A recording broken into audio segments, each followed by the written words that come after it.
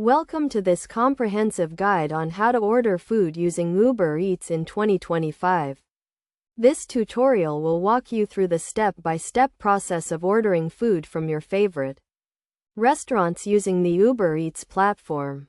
First, you need to download and install the Uber Eats app on your smartphone.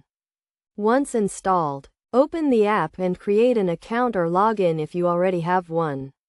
You will need to provide some basic information such as your name, email address, and phone number. Next, you need to set your location by allowing the app to access your location services. This will enable the app to show you the available restaurants in your area. You can then browse through the list of available restaurants or search for a specific restaurant by name.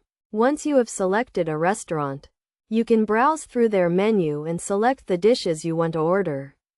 You can also customize your order by adding special instructions or requesting no utensils or condiments. After selecting your dishes, you can proceed to the checkout page where you will need to review your order and select your payment method. Uber Eats accepts various payment methods including credit cards, debit cards, and digital wallets.